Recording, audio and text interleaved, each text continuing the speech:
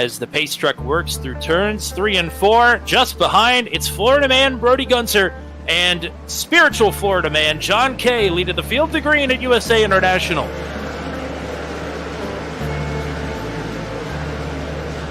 Good start for Gunter. Good start. Behind them as well, they're trying to get fanned out back from 4th onwards. Oh! 2 weeks to go. For the outside wall. There goes Ryan Dye. Oh, man. This is a race that's going to be an all-out brawl for 150 laps. There's pretty much no time. Oh, boy, Ryan Dye. They were 2 to 3 wide there when they got to Dye, who was slow on the top. Yeah, I think if Bartel wanted to take this spot, he probably needed to do it right then. Oh, no! Bartel loose into Mitchell, nearly up and over down the back straightaway. We're under the caution for the second time. Samard with Brody Gunter to his outside, and they are stacking up quite a bit here. 2 and 3 wide all through the field. Samard up the track, might open the door for Poliski to look for the lead underneath. Oh, Gunter nearly onto the wall. Oh, Stearns gets a shot from Schlosser. Poliski to the point. Gunter to second, Samard back to third, battling side by side for 4th. Poliski with the homage to Ryan Blaney in the 32 paint scheme. Is looking for some luck from the champion. Luck has been set on high, but Poliski a bit loose there out of 4. A bit loose as well behind them, battling hard. And now Gunter with a pass to go back up to the lead. Bumping and banging all the way through the field. Jan dips out, trying to get good entry into the corner, and Logan just absolutely sends it. He has a little bit of help from John Kay as well. But I think the contact was going to happen regardless. Yeah, I think that was already set in motion by the time John Kay made the contact. We can see what happens with John Kay. Oh, and big contact with Gainey after that. He had to go through the grass. He couldn't really get slowed down. Gunter with 2 to go. Reynolds with a great restart. Reynolds going to pull into line. Oh, boy. Wow, big stack up behind them. Diddle and company lose out big time. Can we make it back to the stripe? Contact between Schlosser and Poliski. Poliski loses that spot and now is under fire for more. They're reckoning 2. Glenn this time. Brody Gunter will not be denied. Florida man wins it in Florida. Brody Gunter's a winner with the Venom Truck Series.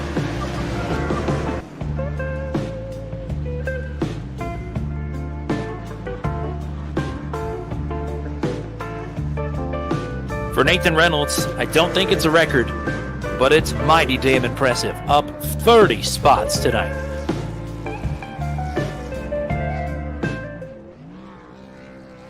Well, after a lot of cautions last week, tonight we keep the short track intensity, but give these drivers a little bit more room and put them on a track they should be a little more familiar with. It produced one of the best moments of Season 5. The Turkey Trot is back on the schedule, and so is the open dogleg version of Phoenix Raceway, which plays host to round number 4, the 7th season of the Venom Truck Series, right here, as always, on Turn 200. Howdy, folks. My name is Tommy Cook, the GOAT, the one and only Mr. Cactus himself. Matt Williamson will be along momentarily. A quick look at the points, and points in both the driver standings and team standings are tied headed into the 4th race of competition. The Nathans up top, Paluota and Reynolds. Reynolds, the reigning series champion. Paluota, the reigning rookie of the season. Reynolds still chasing that first victory. They each have 2 podiums heading into tonight's race at Phoenix. On the team side of things, don't have a graphic, but we can tell you that Nathan Reynolds' team, the Alabama gang, is tied with Work in Progress Racing, who with the help of Brody Gunter have done a fantastic job in getting their team on the board. The Venom Truck Series is on quite a roll right now in terms of producing new talent. 3 races this season, 3 first-time series winners, all of which are either entering their first or second season of competition here in the VTS. Can that trend continue tonight? Well, historically, no. Only 2 races here at Phoenix, but they have been won by Jeff Langston, who is one of only 3 drivers in double-digit win total figures here in VTS, and Chad Stearns, who is soon to join if he continues on the trajectory he's on. And while we're talking about Chad Stearns, why don't we take a look just momentarily at what he did to get that victory here at Phoenix in Season 5, round number 4, likewise, of the season there. Stearns hung back in the top 5 most of the race after winning the pole, but charged late, and we couldn't figure out why all of a sudden Jeremy McKinnon and Jeff Langston seemed to be losing a little bit of pace. Well, the fuel number was a lot tighter than we were thinking it was, and the drivers are included in that as well. Chad Stearns runs out coming through the tri-oval, and McKinnon and Langston running second and third run out at the line at the white flag. End up finishing outside of the top 10. It won the driver voted best moment of Season 5, as it was quite the sight to see, just 1 lap short on fuel. In that race in Season 5, we had 10 lead changes between 6 leaders and only 4 cautions. But we're running 10 more laps tonight than we did here last time out, and tonight's race is the sunrise race on the calendar. Start in the dark and move into the day. Will the sunshine bring forth a 4th different winner of the season, or will experience prevail? It's about time to find out here, as Venom Truck Series competition, the Turkey Trot 125 from Phoenix Raceway is around the turn on turn 200. A blind knight that uses echolocation, viewing the dark, treacherous world through sound. Trapped in a dungeon deep, endangered by combatants, where hazards lurk around every corner. Make sound to have vision, or don't and be stealthy. Avoid impaling threats throughout the dungeon to escape. Engage with other prisoners. Rogue Knight I've been hearing about. Could you find the key and unlock my cell? Free them to fight back with more allies. Let's take this guy. The Dungeon Labyrinth has many paths and even more traps. Struggle through the darkness to find your freedom.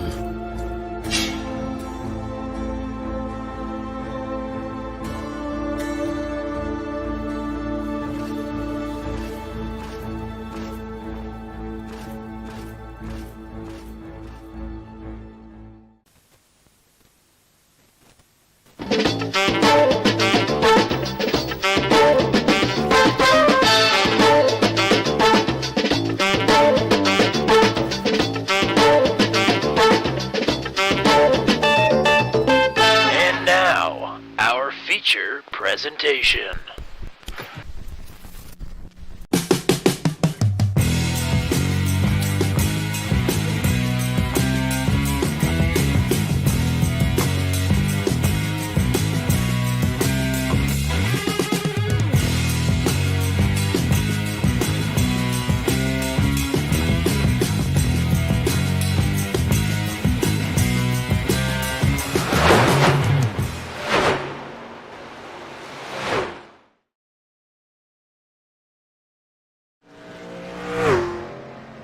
Welcome back to live coverage of the Venom Truck Series here from Phoenix Raceway. It's Tommy Cook. It's the one they call on the streets Cactus Jack. It's Matt Williamson. Welcome back to Phoenix. Man, it's Tuesday. Rodney Matney says it's Tuesday in the chat. Thank God for that. It's about time to go a little bit bigger short track racing this time. Are we ready for it? Yeah, most certainly ready.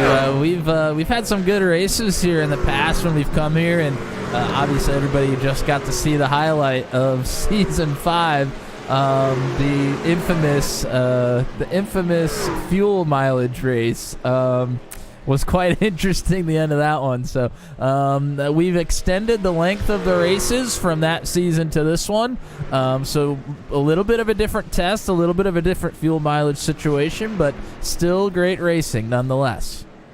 So the broadcasters are way more prepared this time around, and maybe the drivers will be too for a change.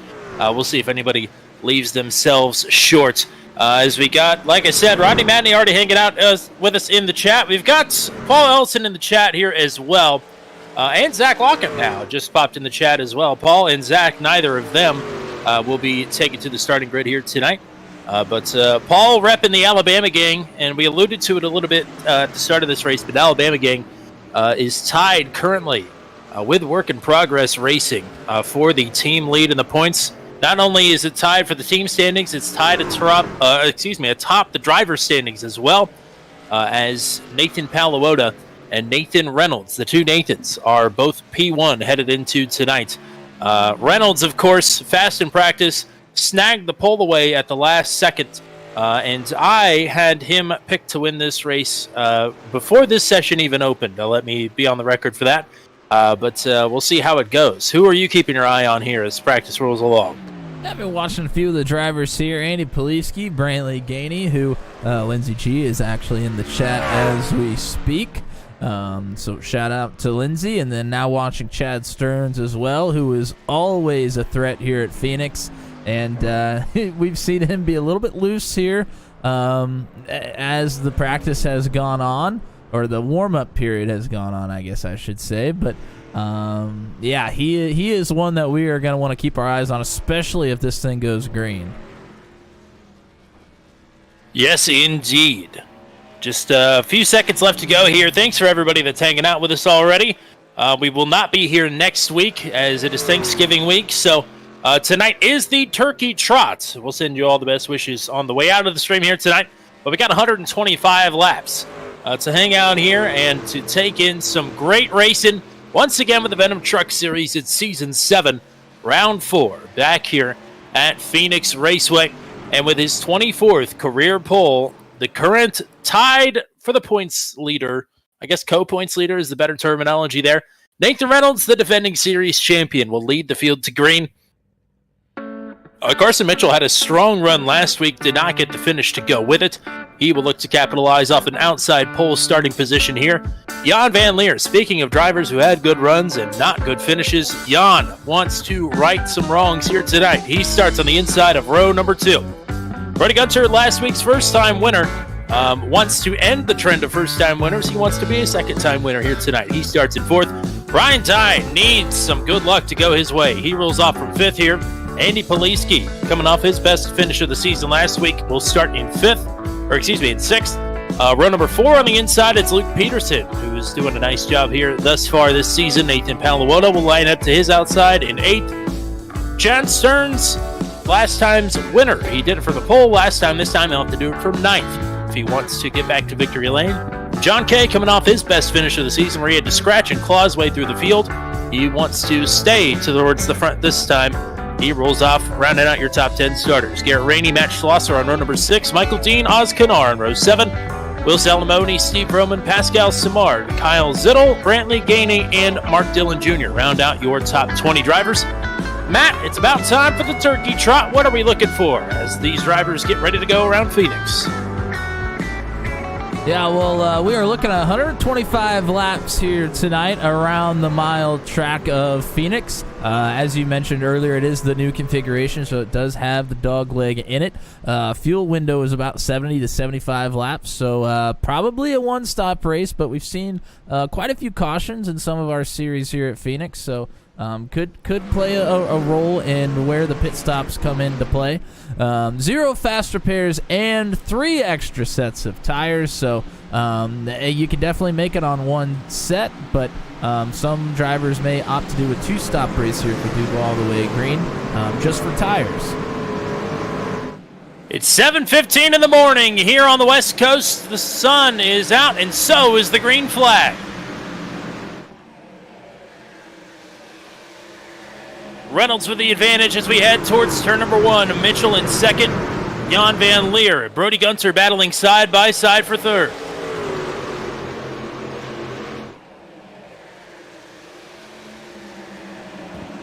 Mitchell gets out in front of Gunter. Jan Van Leer will pull in behind.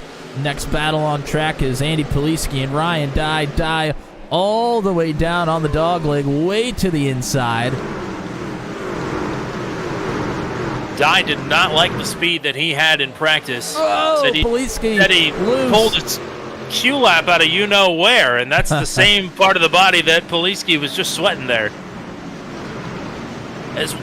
Dye, with his back bumper full of John Kay, 3 wide behind Kay. As up front, Carson Mitchell has gone to the point. Reynolds is back to third. Yeah, that'll happen very quickly.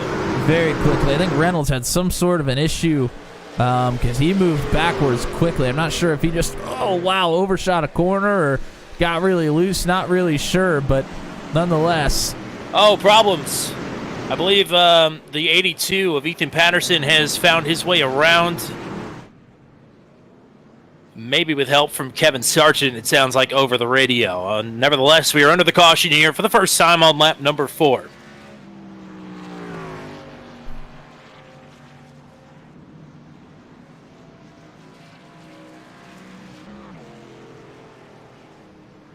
And let's go ahead and see if we can rack up that replay for you. We are taking a look. Oh, and Patterson gets a little bit loose, comes up the racetrack.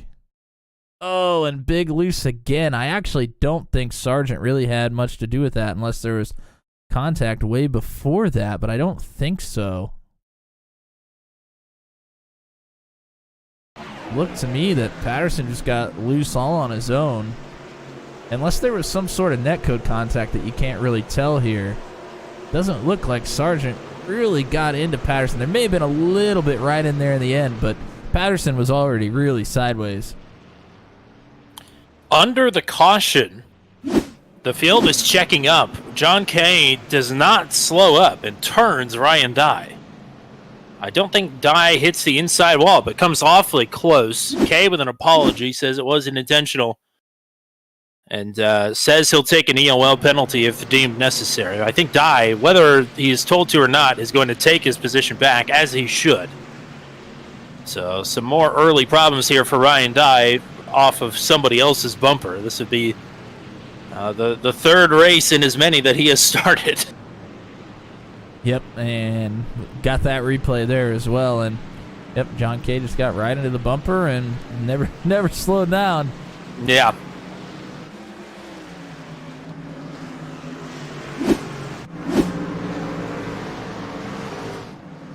Is that still your fault, according to Ryan Dye? I don't know. I think anything that happens to him is my fault these days. That's the way he'd like to see it anyways. I set the record jinx last week at USA for Ryan. Yes, you did. It was timed out to exactly 5 seconds.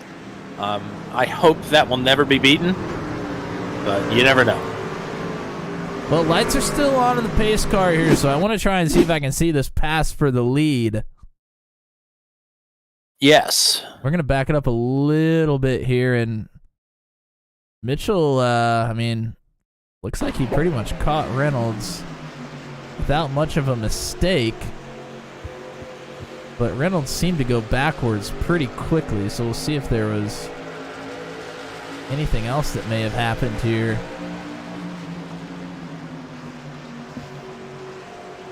Not really. Looks like he may have just overdrove the corner a little bit. Oh, yep, and then he gets loose, so nothing really crazy there. Just made a little mistake, and that's all it took. So we are now doubling up for the restart. Field is under the control of Carson Mitchell, who, for the majority of this, or the majority of the race last week at USA, was the fastest truck on the track. Was always mired back in traffic. Was nearly upside down at one point as well. But now he's got the look out front here. And he'll have Brody Gunter lined up to his outside. Of course, Gunter coming off his first career win last week.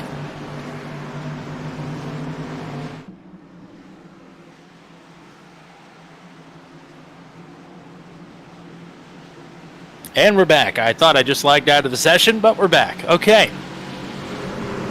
We'll try this again. Well, you're back, and we are almost back to green flag. Not a great restart there on the outside line, really anywhere. Gunter has fallen back. Ryan Dye. Oh, no! Jan Van Leer, John K, Jets, Ryan Dye, and more. That is a pile up. That is half the field. They're still piling in. That is ungodly carnage here on lap number 8 at Phoenix. That was 15 trucks. Goodness gracious. Van Leer, Holyfield, Bartel with meatball flags. Others, I'm sure, to come after that. That was a parking lot. Yeah, that was ugly. I mean, that happened right around 3rd or 4th place there with Jan Van Leer, and I'm not sure the other one that was immediately involved, but wow, that was, that was as big as it's going to get here at Phoenix, that's for sure. Unbelievable.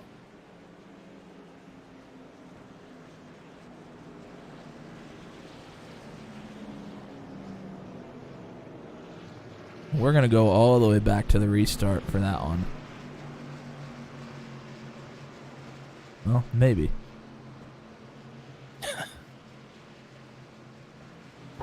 There it is. So let's go ahead and go to the big overhead cam here. And we are going to take a look at Jan Van Leer. He's that yellow and green truck on the outside. You mentioned the outside did not get a great start really anywhere.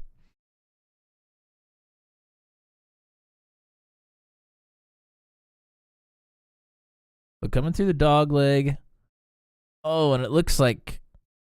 Oh, and Jan, I think, got up in the wall kind of all by himself. And John K. gets a little bit loose.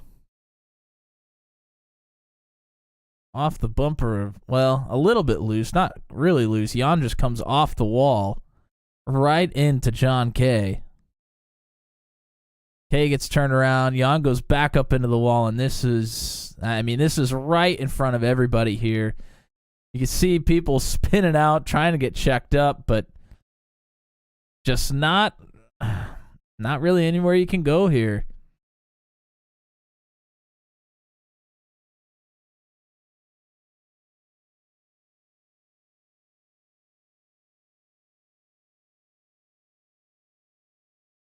Couple drivers still pile in here right at the end.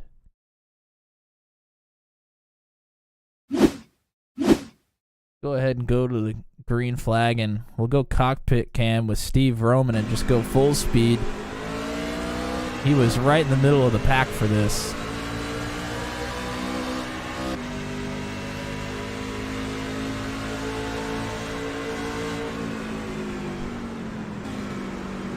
He's trying to get slowed down, downshifts, but just not really anywhere to go. Wow. Final preliminary tally on that one, 16 trucks involved. Not all of them will pit for damage, but quite a few drivers came down pit road after that, as you can imagine. TJ Bartel has called it a night already, so that is an early exit for him. Austin Holyfield, minimal required repairs to do. He is able to rejoin the track, but is continuing to sit in pit road here. And Jan Van Leer, still work underway on his number 5. We'll try this again. This is restart number 2. Coming to lap number 13. Carson Mitchell, Nathan Reynolds, Andy Poliski, and Brody Gunter on row number 2. Matt Schlosser just barely made it through that one. Oz Kanar now is going to restart in 6th. Back underway.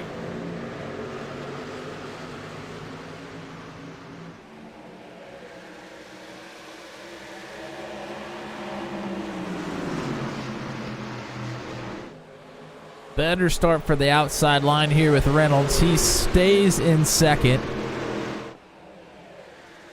Everybody pretty single file here for right now. Poliski trying to move forward on Gunter. Gets the nose underneath. And will cut down. The dogleg should take that position. Oh, maybe not. You lose a little bit of time on the outside there if you don't do the dogleg. But oh, wow. And in the back, Ethan Patterson went around. We are back under caution.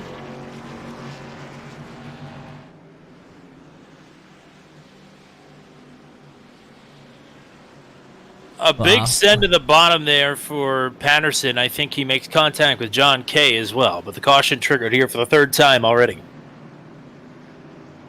I'm not sure some of the drivers have left USA International yet, or at least in their brains. USA International never leaves our hearts. Shout out to Caitlin McLaughlin, who's hanging out with us as well. We'll take a look at this one.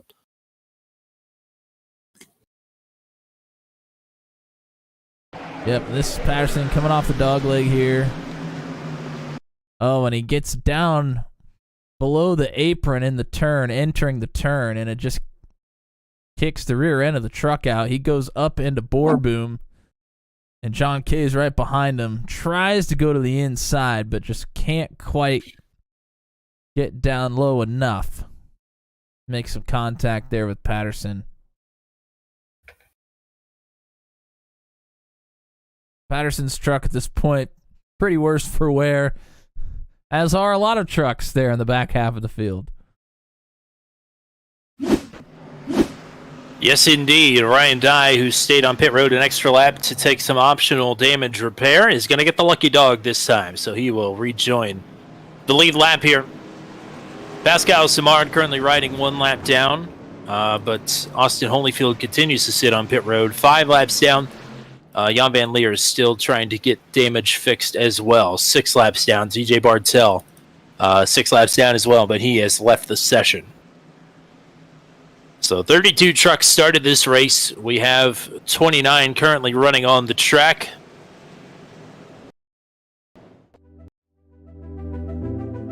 Pit road under this caution period. And Ryan Dye, the lucky dog driver, will hit pit road as well.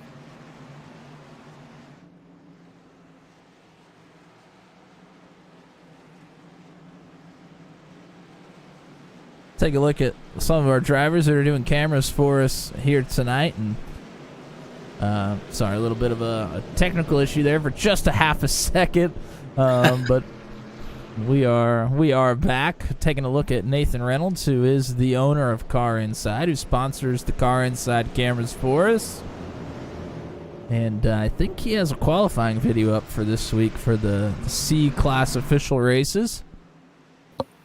From a track we're going to be at in a couple of weeks, Dover.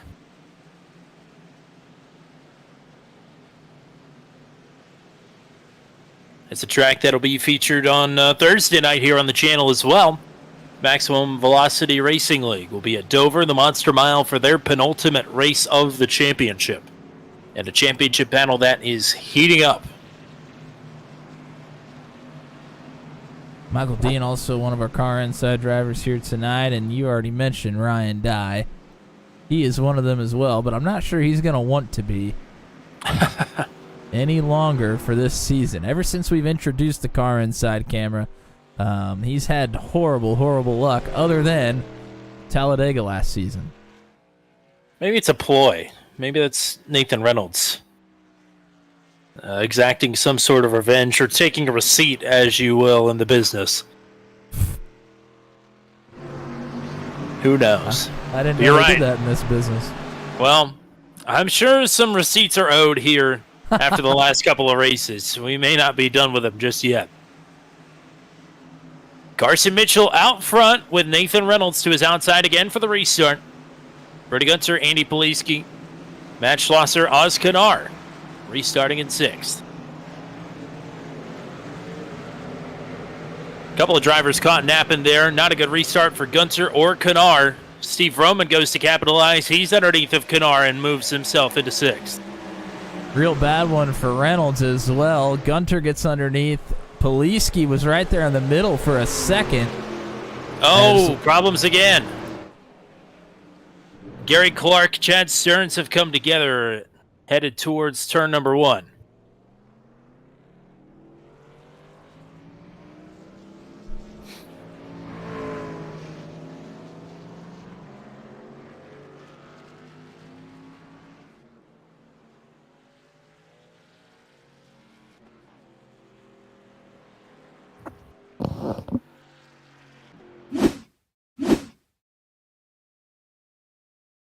Here's a look at that replay.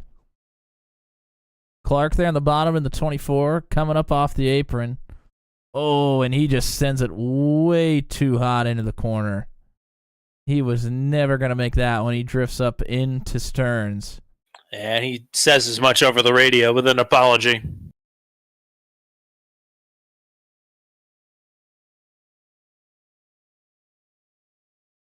And he knew he was in trouble, too. You could tell he was hard on the brakes trying to get that thing to turn, but once you hit the brakes and it starts sliding, you're not getting it back. Wherever your momentum is headed, that is where you're going.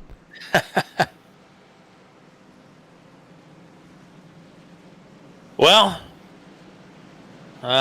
we'll try and give you as much of a recap as we can here about what has happened in this race. 4 cautions already in this one, including one of the biggest crashes of the season. 16 truck pileup on the second restart of the night.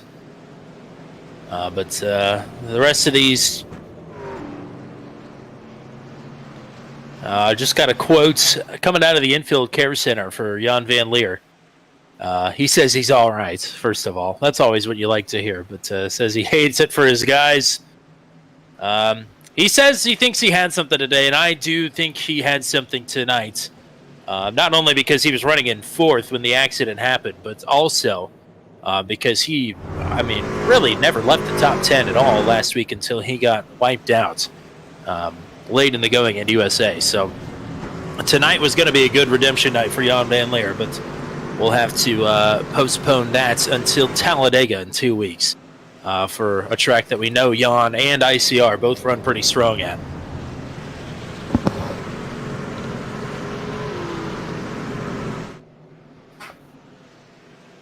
Alrighty, so we'll re-rack them for the 5th time here tonight. Re-rack them and attack them, baby. That's what we're all about here on Tuesday nights. We have already matched the caution total from Season 5, so maybe we can go green from here on out. We'll see. I know these drivers up front are dying to see where they're going to shake out here in the long run. After Nathan Reynolds last week went 30 positions higher than where he started at the end of the race, I'm sure he wants a long run to see if he can retake the top spot. Gunter wants a long run. Carson Mitchell desperately wanted a long run last week at USA and never got one.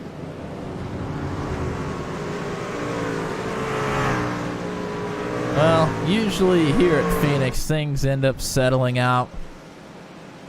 And we usually get a really long one by the end of it, but we'll have to see here tonight. Bismo's in the chat saying that in officials a couple weeks ago, Turn 1 caused all sorts of problems there as well. And you give people access to the dogleg going into Turn 1. It's just tricky. Season 5 here, we only had 4 cautions. I mentioned that already, but that's been more the exception than the rule in Turn 200. It seems like most Phoenix races have had at least 7 or more cautions that we featured here on the channel. But we'll see. Coming to lap 24, Mitchell and Gunter now back on the front row.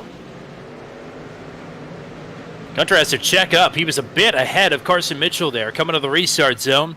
This will allow Reynolds to capitalize underneath. Poliski looking to stay in 4th, maybe move up to 3rd as they're battling side by side behind them. Here's Gunter now to the inside of Reynolds.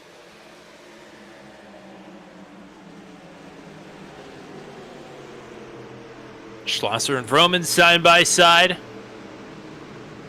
Canar and Salamoni side by side as well, racing all through the top 10.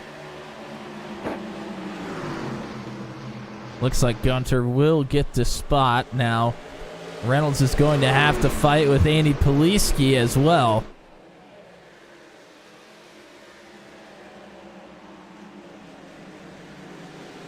Oh, boy. Poliski. Wow, that was close. Reynolds on a little bit of a slide here early after starting on the point. But if we give him some laps to work, he usually has something on the long runs. We'll have to see this time. Schlosser and Vroman were fighting. Schlosser was actually on the inside of the 00, but Vroman still prevails in that one. Michael Reynolds. Dean just made a pass for 8th over Will Salamoni as well. So Dino up 5. Reynolds has crossed it over on Poliski, as has Schlosser. Both of them now with inside positioning. Mark Dillon Jr. was working underneath Kevin Sargent to try and crack into the top 10 and had to catch a slide a couple weeks ago, but doesn't lose any positions in doing so. Kevin Sargent in the top 10 right now. Had a couple of pretty sporty laps in practice. It's nice to see him up in the top 10. Yeah, Sargent has been improving greatly since we started broadcasting here in the Venom Truck Series. We see him in the top 10 all the time now. No OG Sarge tonight, so maybe he's out there watching. Shout out to Papa Paul. Carson Mitchell continuing to lead and pull away from Brody Gunter little by little here. About half a second, the advantage for Mitchell, the race leader. Poliski in 3rd, Reynolds in 4th, and Vroman right now in 5th, but under fire from Matt Schlosser. Yeah, Schlosser definitely hasn't given that one up yet. Good battles back around the 15th spot with Corey Rutherford, Tyler Bergert, and then Rainey, Zittel, and Borboom are all pretty close together as well. Oh, man, you can see the jolt down onto the apron in the dogleg for both Vroman and Schlosser. Here's Schlosser underneath of Vroman. Schlosser in the top 5 in points here in his rookie season. Of course, won at Watkins Glen a few weeks ago in just his 2nd career race. Oh, Vroman way up the track here and flirting with the wall. Schlosser going to have a great go down the dogleg now. Yeah, Vroman nearly into the wall, but didn't look like he made contact with it. Now Schlosser drifts up the track a little bit.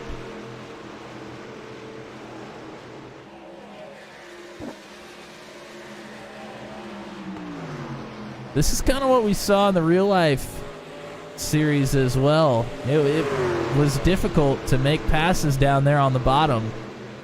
You're just able to carry enough momentum around the outside to stay side by side and then get good runs down the straights. All the way down on the flat here through 1 and 2. Roman going to get a big launch here off the top side. And now here's Oz Canar to capitalize. Canar spent a lot of the front half of the USA race in the top 10 last week, but fell out and I think finished 14th or 15th. So it's good to see him back in the top 10 here early in the going in Phoenix.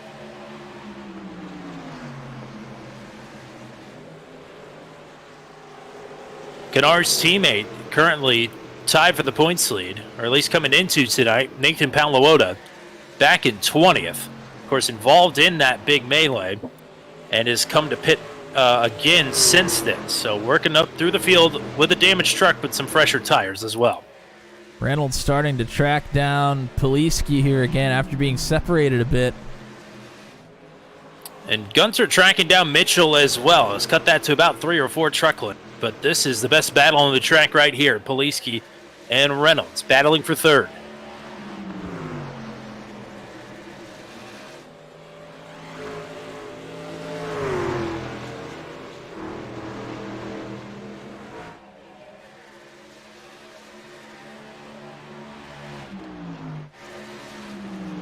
Schlosser now battling with Canar still. He's going to go backwards. Go car inside with Michael Dean, and he's made good progress forward here.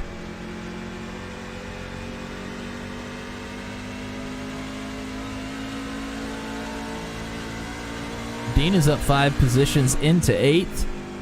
And looking for more. He's got a few trucks in front of him that he is well within reach of. Oh, Schlosser almost up into the wall in front of him.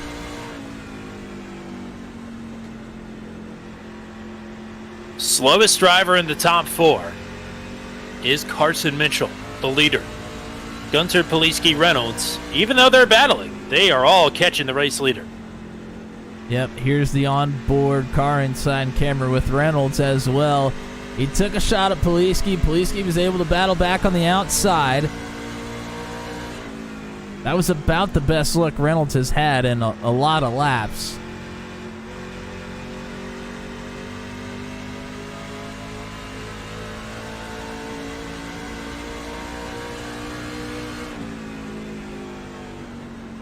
Gunter has closed the gap to the lead to 0.3 of a second.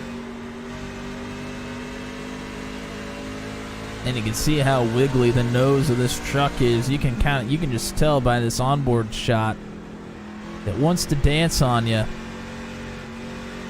You see the wheel input from Reynolds, one of the smoothest drivers out here. Even he's having a little bit of trouble around the corners.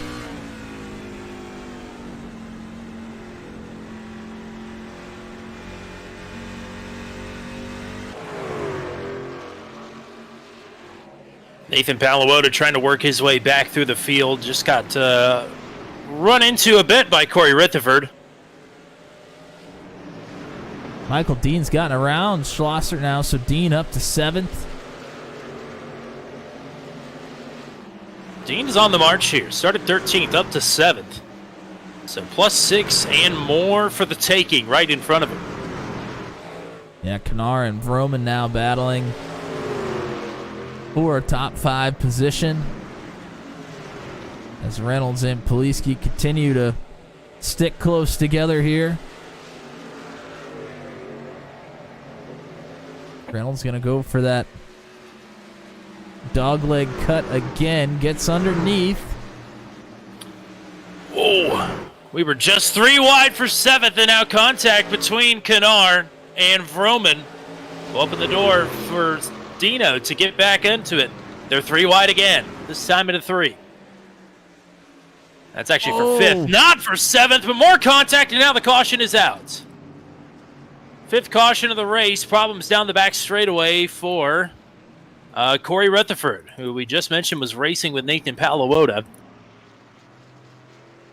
But as best as I could tell, a solo truck incident here for Rutherford. And that's a shame to dirty that truck up. That's a nice looking Isn't it?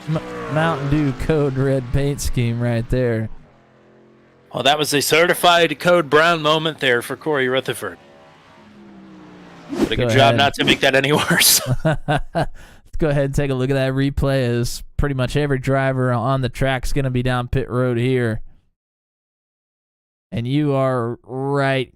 Rutherford just gets loose right there in the middle of the corner. Almost makes contact with the water barrels, but does not, luckily. He just comes to rest. Now, he did, I think he thought he was in reverse and was not, so he ran into the wall here for just a second, but shouldn't really be much damage.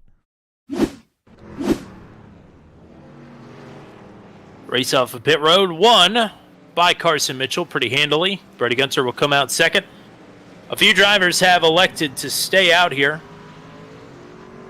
Oh, and Carson Mitchell slowing down maybe has picked up a penalty, because he has come to a complete stop. Will Salamone had stayed out, but he has since come back down pit road. So I believe your 2 drivers that will be staying out here will be Brantley Gainey and Gary Clark. So they should be up on the front row. So with a potential penalty here for Carson Mitchell, that gives the race lead now to Brody Gunter.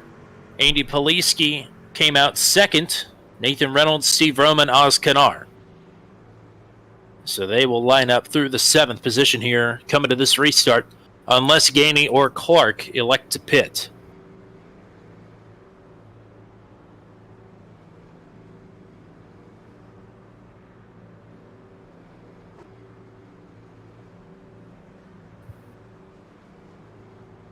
So that was the longest run of the race. Not sure it was even 20 laps, but it was the longest run of the race for sure.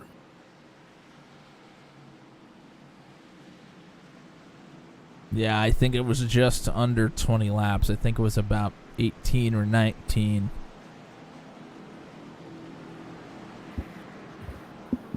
This is an interesting spot to have this caution. I don't think they'll be able to stretch the fuel far enough, but we're in a spot where somebody could certainly try.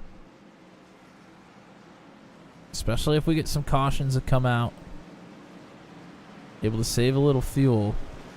Might be able to make it with just this stop. It'd be a gamble. Oh boy. Not this again. But it could be the gamble that wins you the race if it plays out in your favor. If you're somebody that has some speed but not quite enough speed to get the race win, might be worth it. We'll see what Brantley Gainey can do up front here. He's had some good short track runs of late across multiple leagues. We'll see what he and Gary Clark, who's been through the ringer already tonight, have got up front. Brody Gunter and Andy Poliski on the second row. Oh, Clark checks up that outside line big time here.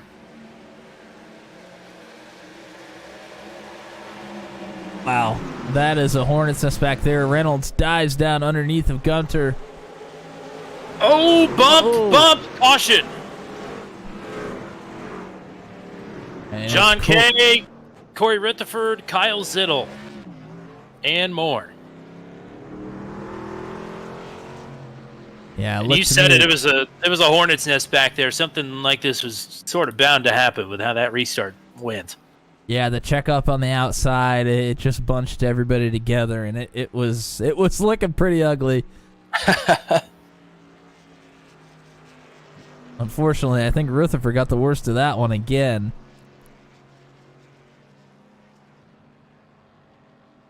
Let's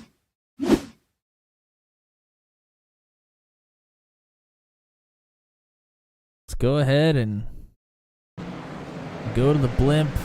Watch everybody kind of get caught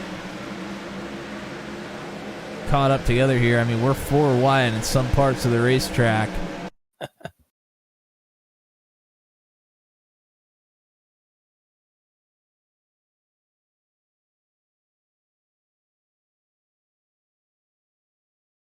I think Rutherford gets a little bit of help here.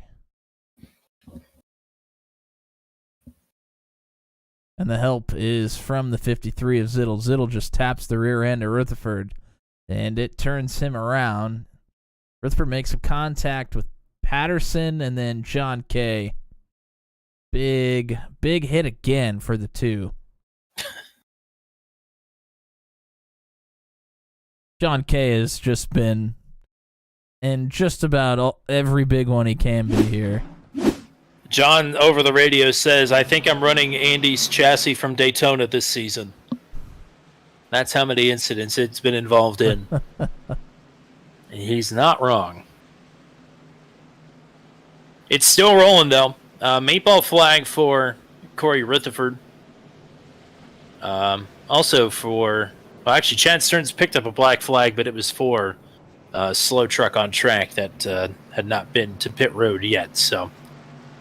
that penalty has been cleared. And Paul Ellison with the chat saying maybe it was a lane violation. Yes, a big point of emphasis now for the Venom Truck Series is staying in the right side of pit road. I believe this is what he's talking about anyway. Staying down the right side of pit road until it is time to box. It's similar to the real-life NASCAR 3 pit stall rule, but I believe it's manually enforced. This was an iRacing awarded black flag, so unless I'm wrong about that, I don't remember that ever being an option that we could check. So I'm not sure. Yeah, it also sure didn't tell me that Carson picked up a black flag, which tells me it was definitely a system thing.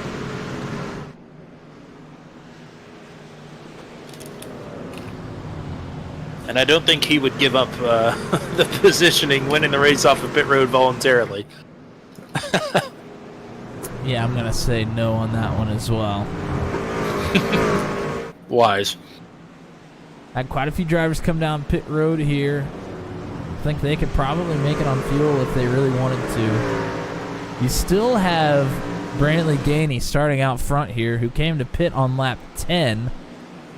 So it's been 40 laps since Gainey's been down pit road.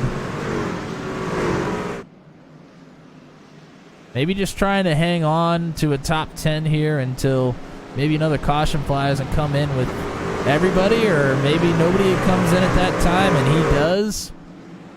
Puts himself in a bit of a different position. Definitely off sequence here with everybody else, and sometimes that's what it takes.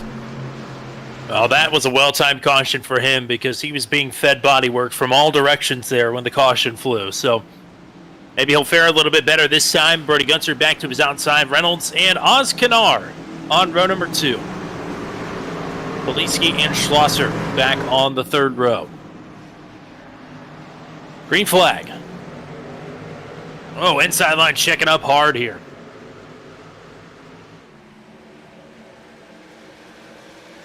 Oh, Reynolds there's looking to contact. clear. Salamone, Gary Clark are around. No caution yet. Now here's the caution. Oh, wow, there's another incident. Rainey, Maxwell. Oh, boy, oh, boy. I think Kenneth Graves as well. Kenneth Graves, yep. Carson Mitchell involved in that one as well. John Ginn. Goodness gracious. It's getting bowling shoe ugly here at Phoenix.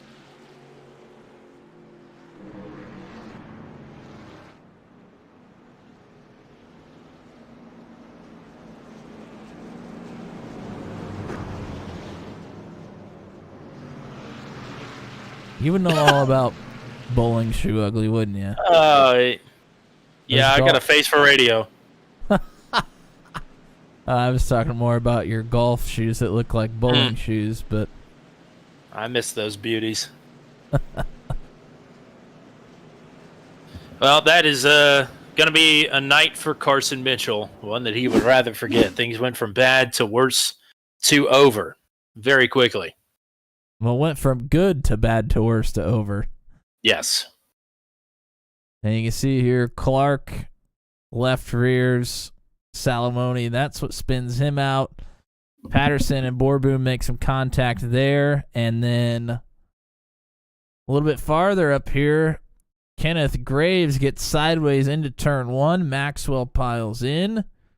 Carson Mitchell is on the outside trying to squeeze through, but Graves comes up the track. Rainey piles in. Ryan Dye with more contact, and then here's John Kay piling in again. Oh, man. You do not want to be stuck in the back of the field here. Yeah, John is not happy over the radio, as you might imagine, somebody who has been involved in almost every accident tonight. Still no meatball flag for him. Meatball for Garrett Rainey, it has since been cleared. And a meatball for Carson Mitchell as well, but he is done for the night. He will join TJ Bartel and Jan Van Leer as the drivers who are out of this race this far. Still have 29 drivers out on the track, 25 on the lead lap. And the advice from Nathan Reynolds to Brantley Gainey over the radio was, stay where you are, and you'll lead the most laps. I was going to mention that as well. Gainey, even though, you want to get racing laps in, he's probably loving the fact that he gets to lead laps here and really not have to work for it too hard. getting some airtime too. You know, I mean, we always love getting Brantley on. He's coming off his best finish of the season, his first top 10 of the season last week at USA. Had to work quite a bit for that one.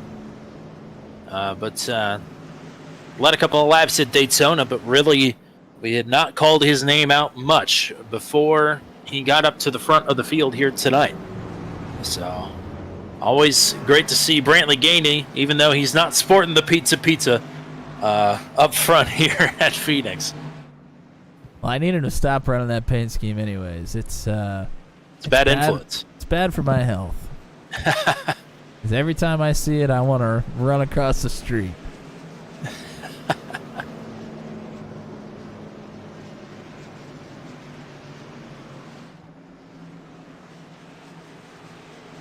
And the advice back from Brantley to Nathan is put your transmission in R for restart mode. We'll see. The outside line has had some problems where they look like they're in reverse at some times. So we'll see what Nathan can do here on the outside line.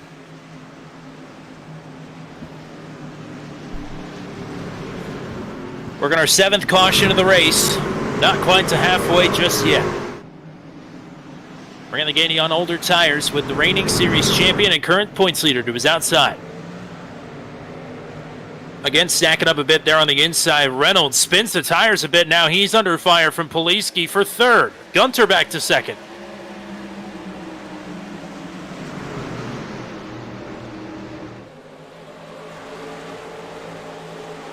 Middle of this pack, jostling hard again. Wow, Reynolds more sending it problems on the outside. Trouble. Kenneth Graves around out of turn 2. Caution for the 8th time.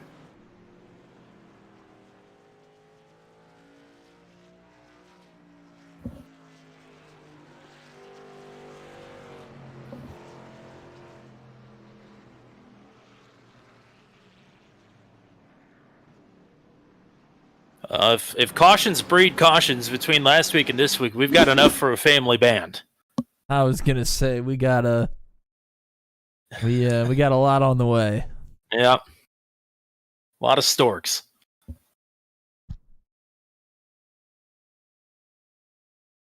Here's the replay.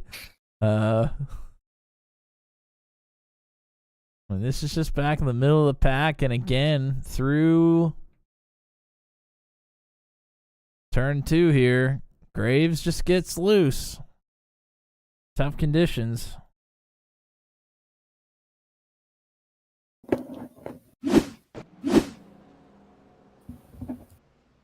Didn't really mention it on the broadcast, the weather conditions. 82 degrees on the track temperature, which is quite cool for Phoenix. And that has not gone up, even with the sun rising slowly here. So, I don't know. Maybe it's too cold for the track here. Maybe the setup's just that difficult.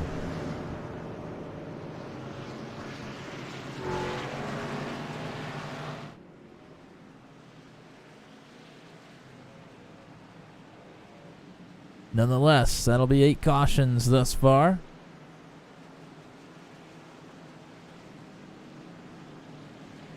Getting awful close to that halfway mark. Very, very close.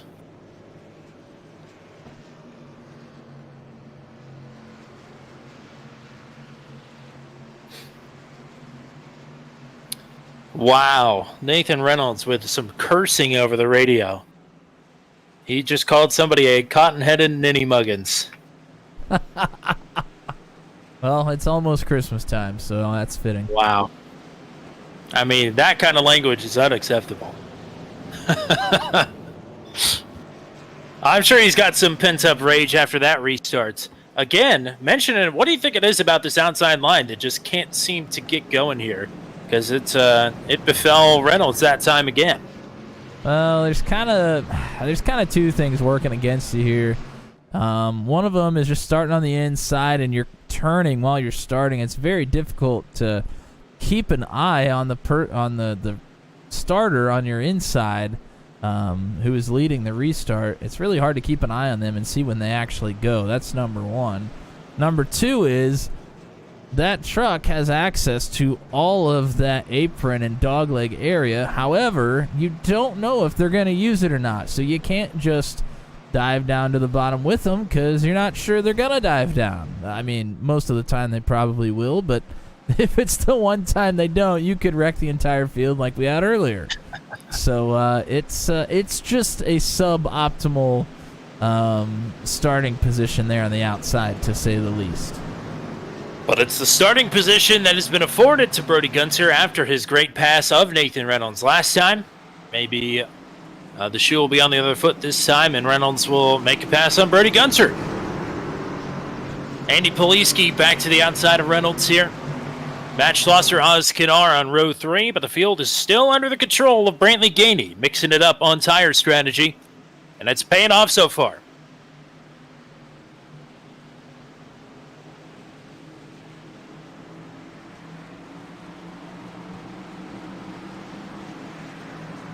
Back to the Geico restart zone for the 8th time.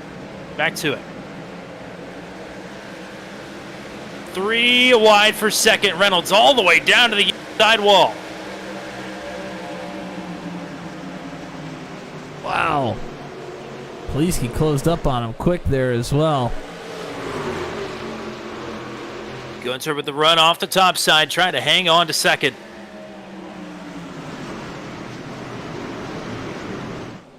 Oh, Michael Dean, nearly a moment there as we're 3 wide again for second.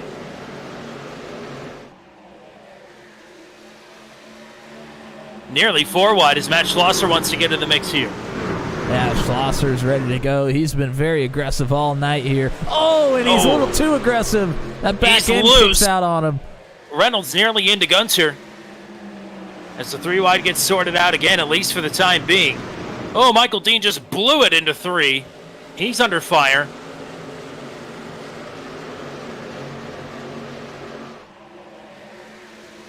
Luke Peterson's right there underneath of him. And Tyler Logan behind. Reynolds about lost it into 3, or excuse me, into 1 as well. Schlosser nearly into the back of Poliski. Oh, Poliski way wide here. Trying to get some big drive off the top side, but Schlosser going to take that position, at least for now. Schlosser to 4th. Finally some green flag laps, and Brody Gunter is able to make that pass for the lead.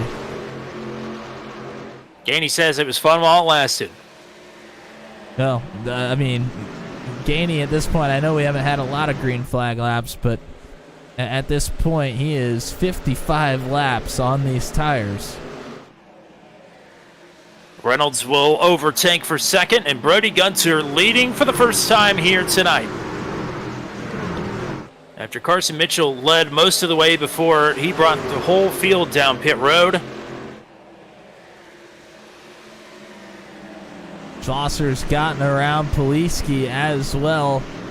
Poliski trying to get back to it. Oh, Vroman, I think, just got into the wall a bit out of 4.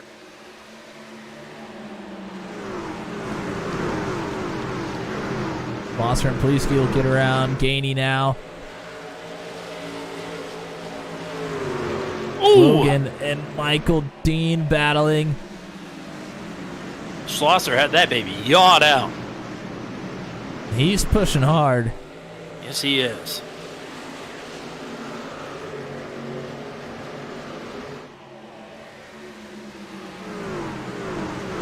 Brody Gunter with a half-second lead, battling still throughout the top 10 here. Oh, wow. Vroman nearly up into the wall. He has flirted with it a lot here tonight. Terminal velocity about to have 2 drivers in the top 10 here is Paolo Woda just outside the top 10.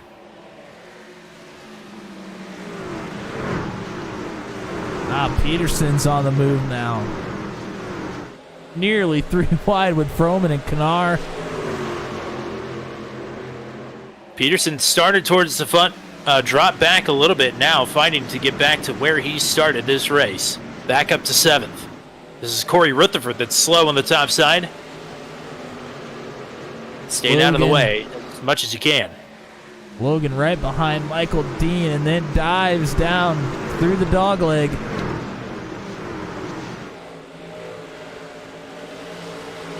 Not able to make that move.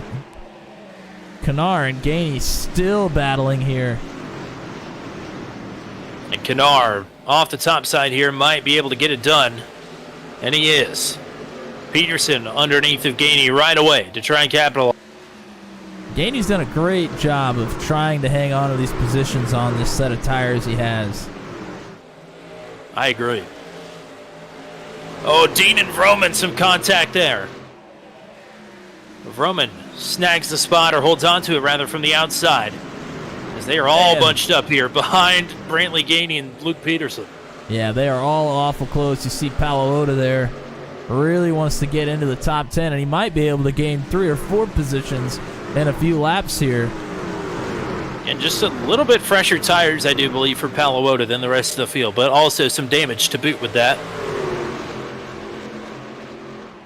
He's finally able to pull up alongside of Logan for a second. Now we'll try the outside.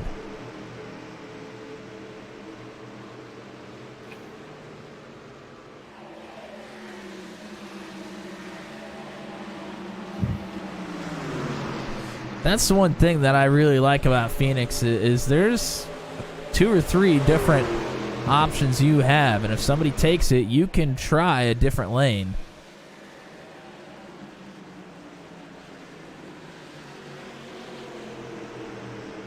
Brady Gunter slowly pulling away from Nathan Reynolds. Reynolds backing up to Schlosser and Poliski here. So 2nd, 3rd, and 4th, all about equidistant. 3/10 separated from one another.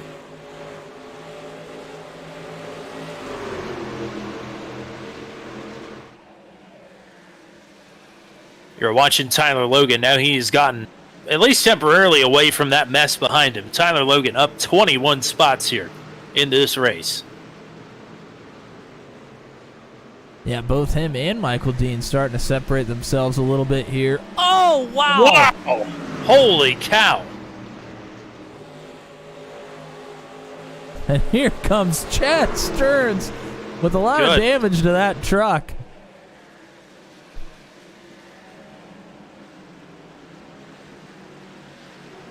So Paloota will lose 2, gain 1.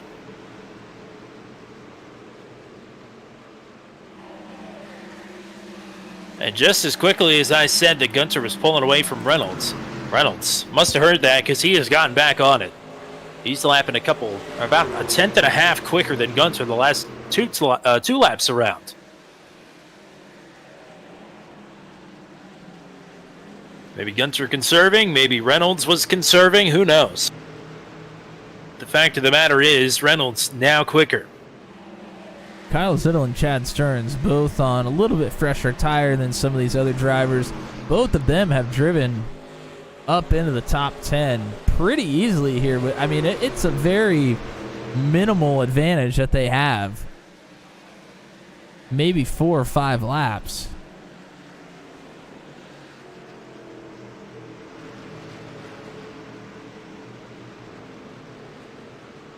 See Paul Ellison down there hoping for some snow. Hasn't seen any in 5 years. I tell you what, I think we're in for quite the snowstorm on Thanksgiving. If the preliminary forecasts are to be believed, I think it's going to produce some interesting weather the day of and the day before Thanksgiving. Ooh, that Both snow and thunderstorms, depending on where you're at. Or thunder snow. A call for Cole Maxwell to pick it up, I believe, is, the caution is out. We'll get back to that in a second. And, Kenneth Graves. Oh, boy. Man, talk about drivers going through the ringer. More problems for Kenneth Graves.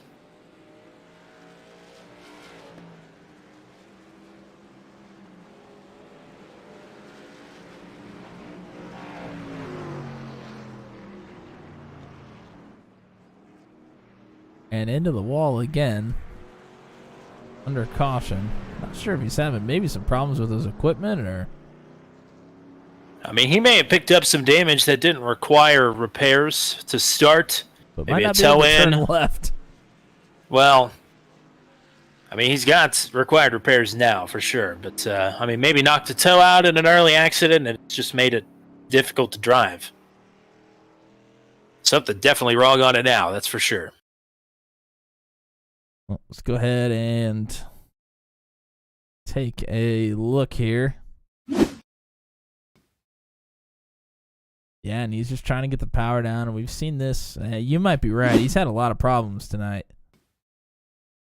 Since the first couple of incidents, he just gets loose again out of turn 4. And unfortunately, Patterson gets into him as he's coming through. So pit stops again.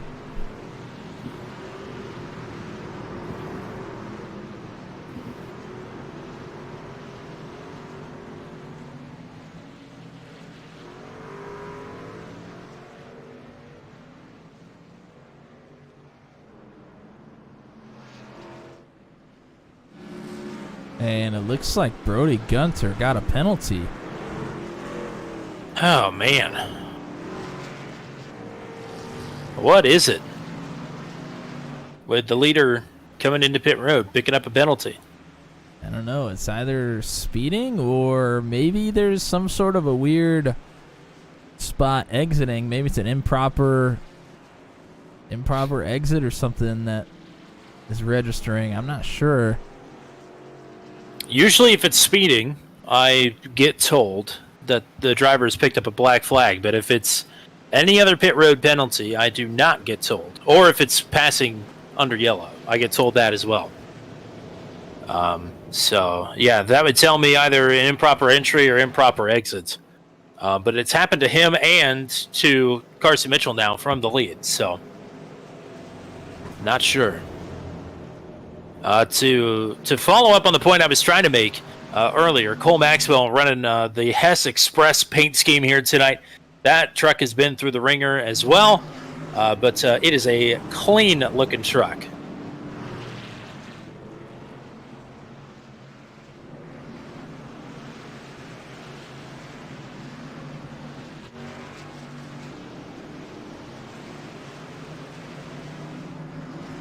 Go ahead and check in on our car inside drivers once again. Michael Dean struggled a little bit in the beginning of that run, fell back a couple of positions, but was really mounting a comeback in the long run there, so might have some long run speed, hoping this one goes green for a while, at least maybe to the end here. He's sitting in 8th as we speak. Ryan Dye still struggling back here, has pretty extensive damage, I believe. He's sitting in 21st right now, but Nathan Reynolds has inherited the lead here. And he is in prime position now. Was a little bit faster there towards the end of that run. See if that speed will carry over into this run. Reynolds, Schlosser, Poliski, Kanar, Peterson, and Vroman on row 3. Restart. Coming to lap 83. Clean getaway for Reynolds up front as Schlosser under fire from Poliski for second. Yeah, Poliski with a great run. He's just going to take that spot.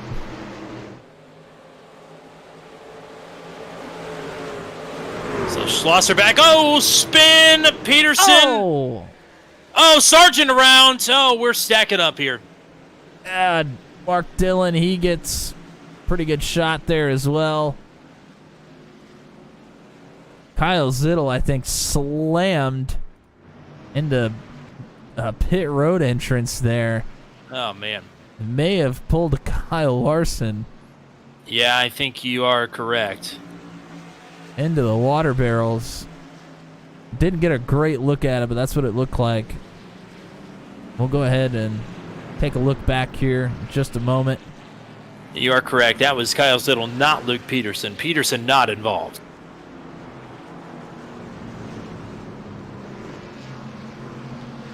Peterson's still in good shape.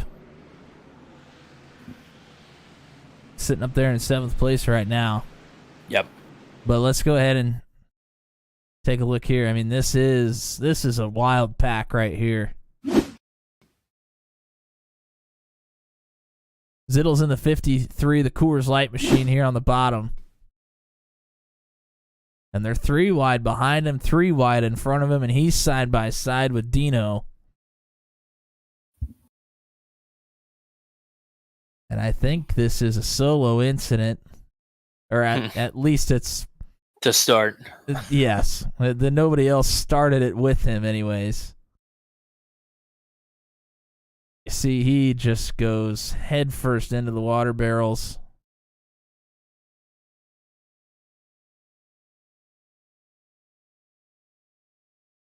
And then I didn't quite see where the Sargent incident occurred. Well, Will Salamoni's going to get loose. Trying to collect it. Mark Dillon Jr. Doesn't quite get checked up in time enough to keep out of the back of Kevin Sargent. That's what gets him turned around here. Yep, just got a good look at it right there. And Salamoni was trying to get away from Zittle and just got a little bit loose. People checking up. Man, that is a hard hit for Kyle Zittle. Yeah, I mean that thing is destroyed. I don't think it was terminal damage for Kevin Sargent. Certainly a lot of damage, though, but he is going to call it a night regardless. Zittle working to get repairs done on the 53 truck. Ethan Patterson also going to call it a night here after his contact with Kenneth Graves a few laps ago.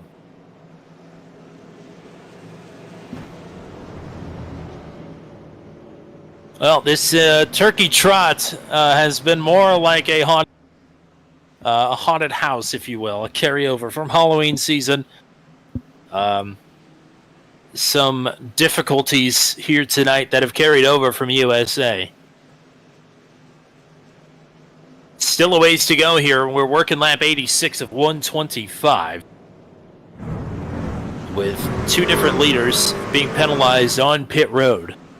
Carson Mitchell, who has since made his way out of the race. Brody Gunter was the leader then and has since worked his way back up to 19th just in that restart alone. So Gunter on the march back through the field, but this field is under the control of Nathan Reynolds, who will have now Andy Poliski lined up to his outside in the classic Venom Truck Series battle.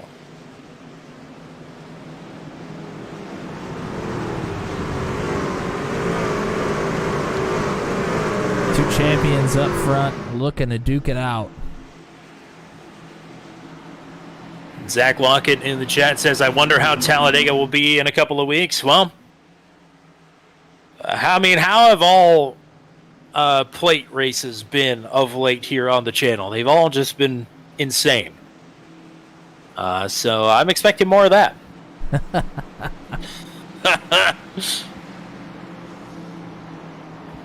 Here we go, Reynolds and Poliski. That's probably the best restart we've seen from the outside, and it's still not very good.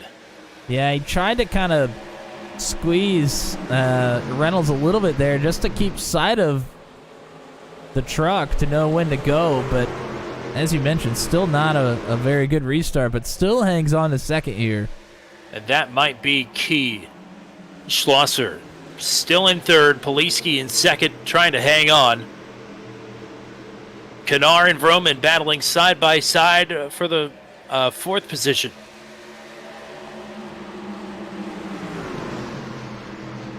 Tyler Logan, Luke Peterson side by side as well. Poliski was way up by the wall there in turn one. Schlosser is right on the bumper. Oh, nearly contact. Oh! Halawota loose and around. Gainey involves Salamoni. Michael Dean goes for a spin. We're back under caution. That started with Halawota working underneath Michael Dean. He got loose, made a save, overcorrected, and it was on from there.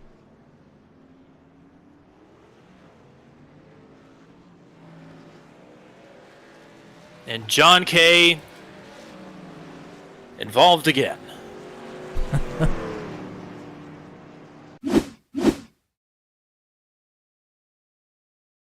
go ahead and back this up a little bit. Looks like Palavota tries to get to Dean's outside and then goes for the crossover. Dean tries to block a little bit, but not too much here. Palavota is able to get to his inside. But Palavota just overdrives the heck out of this thing into that turn. Not able to get slowed down, knocks him loose. Goes around right in front of Gainey. And Dean just isn't able to save it. Had such a great run going. And it's going to really set him back here. Unless they give him the spots back. I'm not sure. I think Michael Dean got his spot back. Brantley Gainey, I think, is going to get his spot back as well. Yeah, caution may have come out early enough there where they're going to get those back. So, and the sim is not exactly consistent with people being involved in the accident getting their spots back or not. So it's sort of a crapshoot sometimes. Palavota, of course, will not get his spot back, but looks like the majority of folks will.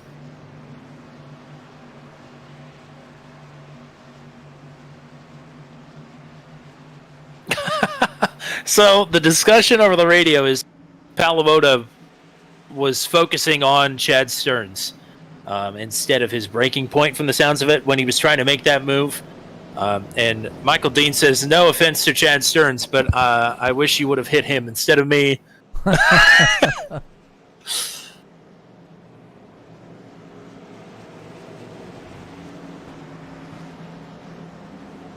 Well, we're over the hour mark. We're across halfway, though. It's lap 92 of 125. We've had a couple of stretches here that might stretch to the end. So maybe we can get a run into the end here. Working caution number 11. I was probably expecting... I think we got lucky here last time with only having 4 cautions. Don't think I was expecting double digits here tonight. This has been another tough one here after USA last week.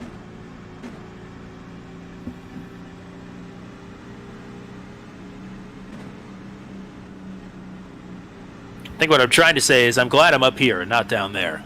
Most certainly.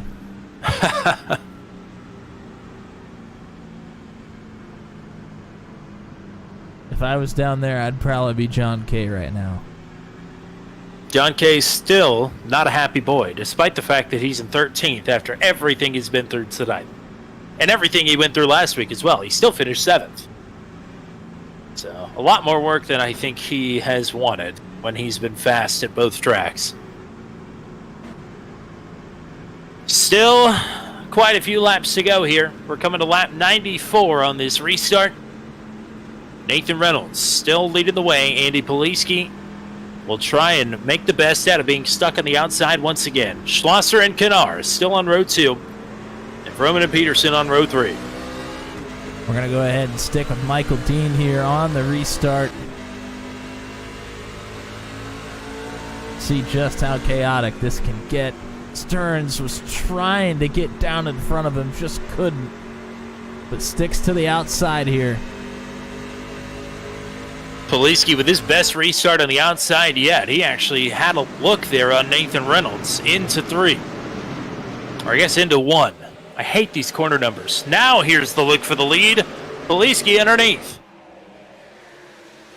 Schlosser trying to give an assist to Reynolds. Now will peek underneath himself. But new leader, 32. Wow. That was a great run by Poliski. Reynolds is going to go for the crossover. The big block from the 32. Poliski rolls out of it, though. Schlosser cuts the nose off of Oz Kanar there and has a big run himself. Here's Schlosser through the dog leg.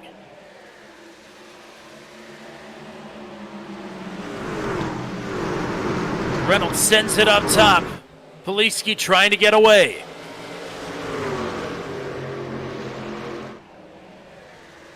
Oh, Reynolds a little clear. bit of contact behind, but they keep it straight. We're going to stay green.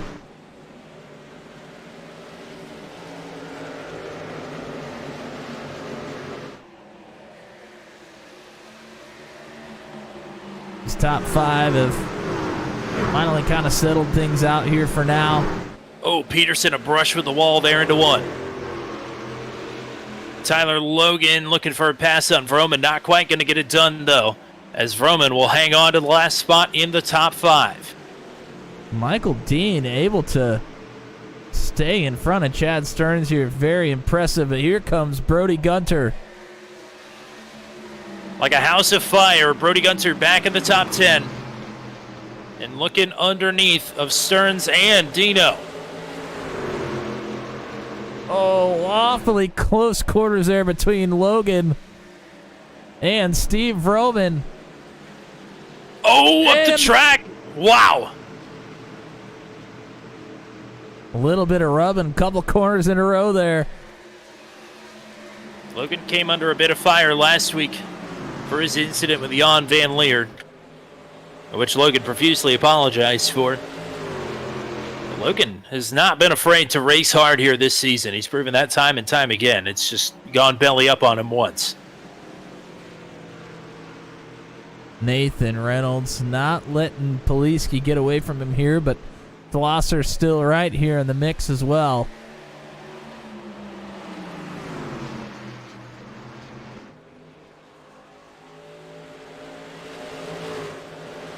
Schlosser closes the gap. I mean, how impressive has Matt Schlosser been? We know he can run and run well as Reynolds going to open the door up, clip the apron that time through turns 3 and 4. Oh, Chad Stearns hard into the wall.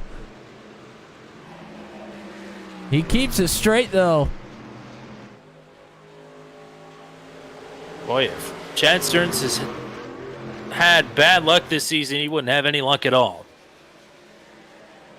Leaders working around Rutherford, who has been involved in quite a few incidents here tonight.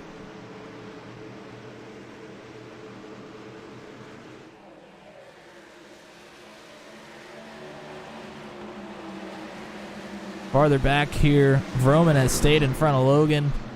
Michael Dean's actually gotten around Luke Peterson here. So Dean up to 7th now. Michael Dean, a top 5 finisher here in the inaugural. Back in season 1. Putting on another pretty good run. Nathan Reynolds can't quite decide if he's going to catch Andy Poliski or not. Yo-yoing pretty hard here in 2nd.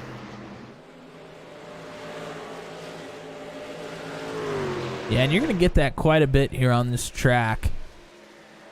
You put a few good corners together and you gain a lot of time, and then one mistake and you lose it all.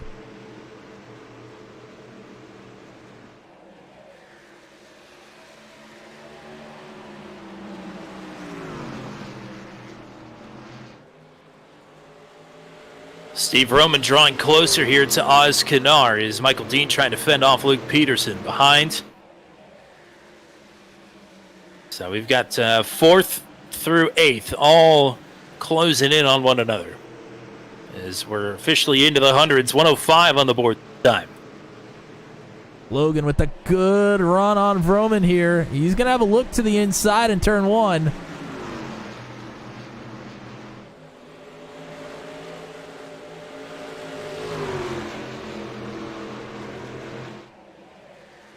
And a pretty good corner at that. It's difficult to have a good corner on the inside there. It's able to stick with it.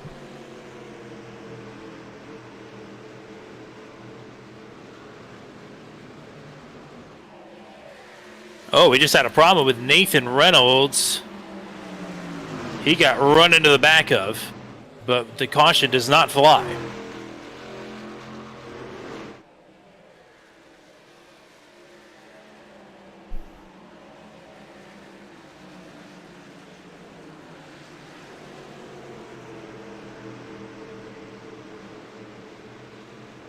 That battle between Vroman and Logan has sorted out for a second. Logan right back at it now, nearly into the back bumper. Yeah, and I'm sure, just as I was about to say this, Paul Ellison points it out in the chat. I'm sure battling side by side, Oz Kinar is loving this. And what a hell of a run here tonight for Oz Kinar. Even if it goes south from here, He has not left the top 5 really all night. It has been impressive. Yeah, Kennard with another good run on a short track, was running well at USA until late in the race. He had an issue. And another good run here tonight. Logan keeps taking shots here at Steve Vroman, and Vroman just keeps hanging tough there on the outside. And Dino creeping into the picture here. He's closed that to about 2 truck lengths. So this is the battle for 5th. Up front, things have stagnated a bit. Reynolds a few truck lengths behind Poliski, and Schlosser fading from this battle for the top 2.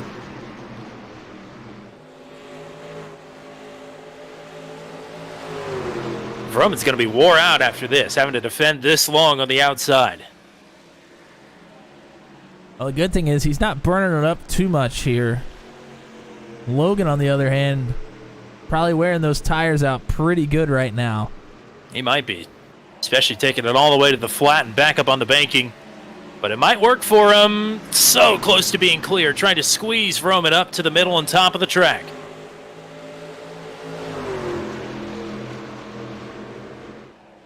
More lap traffic ahead might help dictate the way this battle goes.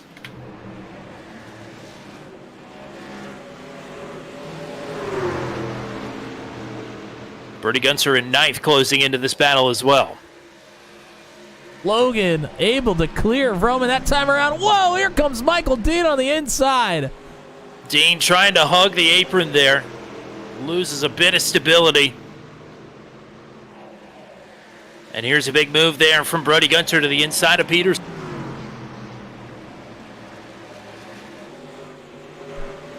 This battle in the back half of the top 10 has just been fierce tonight. Some chippy battles through the field here as this race rolls along.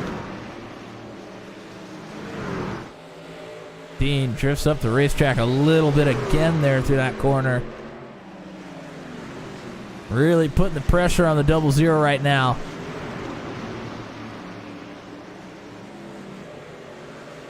And will be clear here as they cross the start-finish line. Vroman going to try to get a run off the banking. Not able to do it. He's going for a crossover here.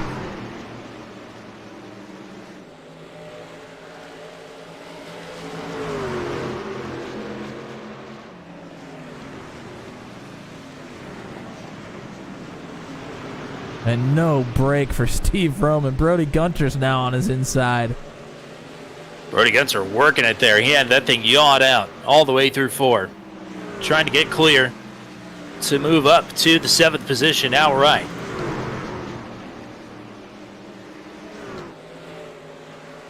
Michael Dean trying to get into position to make a move on Tyler Logan to move into the top 5. Reynolds keeps closing the gap and then losing the time. He's got it back to about 3 truck lengths again. Poliski holding a steady wheel out front.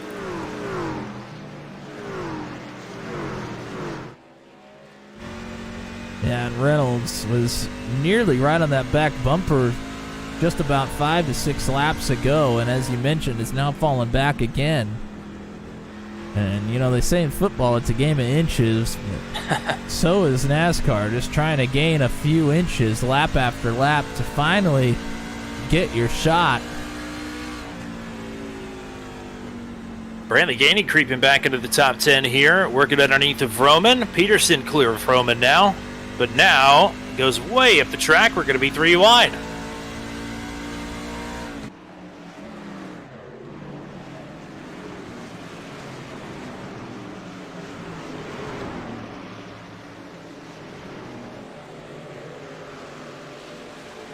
Reynolds trying to do something different here. It goes all the way down through the dogleg time.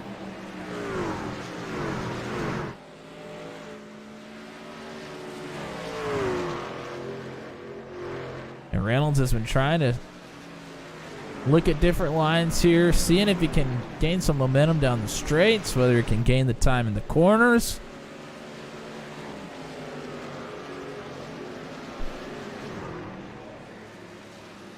Not much time to do it here. take 7 laps to go the next time around.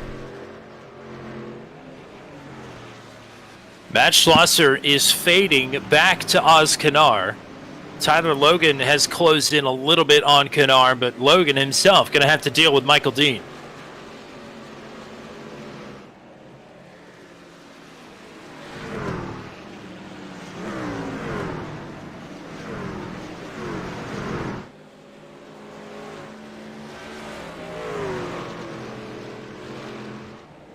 Oh, Schlosser hard on the wall.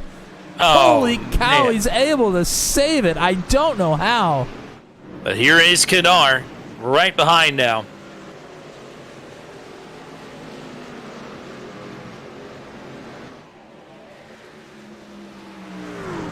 I mean, he went from the top of the racetrack, almost slammed into the inside wall, but was able to save it. I thought for sure he was going to overcorrect and come back up the track, but it was a whale of a save. That was a big shot. And now, Nathan Reynolds, less than a truck length behind Andy Poliski. No! Get it out! Wow, what a save! That may be the nail in the coffin for Reynolds, but incredible that he hung on to that truck.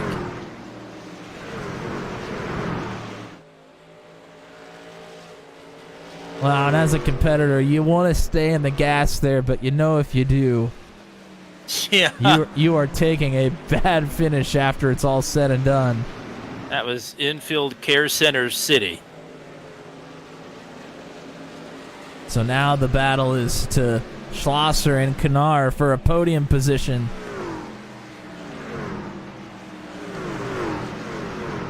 Logan and Michael Dean are starting to creep into this thing as well. Laps ticking away here, just a few to go. Andy Poliski looking for his first win of the season. Wow. Different lines here.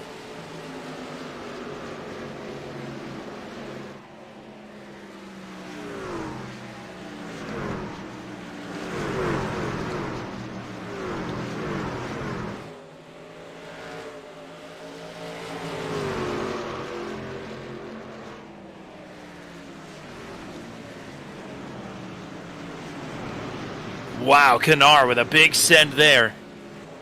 2 to go. Canar has closed the gap. He made that stick.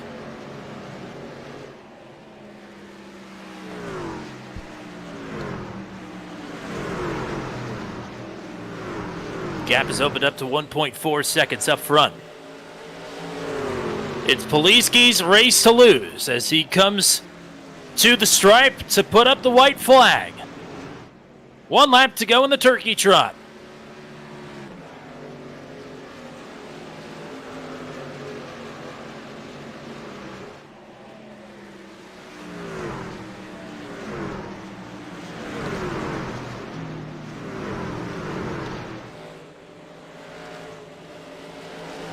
Andy Poliski down the back straightaway is going to take the win here at Phoenix, his first of the season. Andy Poliski is back to victory lane. Reynolds will hang on for second. Schlosser will hang on for third. Oz Canar, career best 4th place finish. Tyler Logan with the top 5 here as well.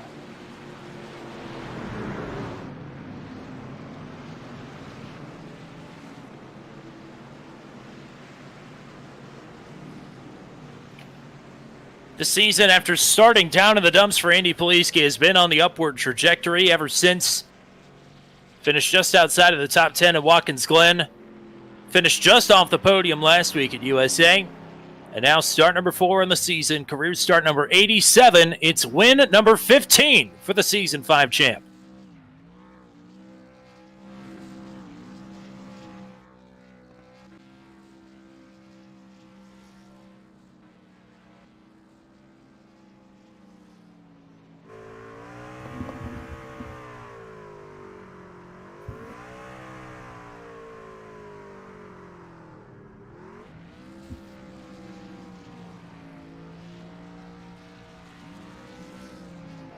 Poliski is soaking this one in.